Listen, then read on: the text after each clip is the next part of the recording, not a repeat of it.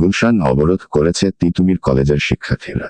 ছাত্রদের শান্ত থেকে সংলাপের মাধ্যমে পরিস্থিতি মোকাবিলা করতে বলেছেন গ্রিন পার্টির চেয়ারম্যান রাজু আহমেদ খান। খবরে প্রকাশ সরকারি তিতুমির কলেজকে বিশ্ববিদ্যালয় করার দাবিতে এবার রাজধানীর গুলশান ১ নম্বর সড়কের মোড় অবরোধ করেছেন শিক্ষার্থীরা। শুক্রবার ৩১ জানুয়ারি ২০২৫ রাত ১০টার দিকে প্রায় শতাধিক শিক্ষার্থী গুলশান ১-এর গোল চত্বরে অবস্থান নেন। এতে যান চলাচল বন্ধ হয়ে যায়। এ সময় অবরোধকারী শিক্ষার্থীদের বিশ্ববিদ্যালয়ের ঘোষণার দাবিতে বিভিন্ন ধরনের স্লোগান দিতে দেখা যায়। অবরোধের ফলে গুরুত্বপূর্ণ এ সড়ক বন্ধ হয়ে গেছে।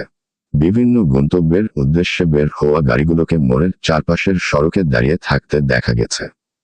এই খবরে ছাত্রদের শান্ত থেকে সংলাপের মাধ্যমে পরিস্থিতি মোকাবিলা করতে বলেছেন গ্রিন পার্টির চেয়ারম্যান রাজু আহমেদ খান।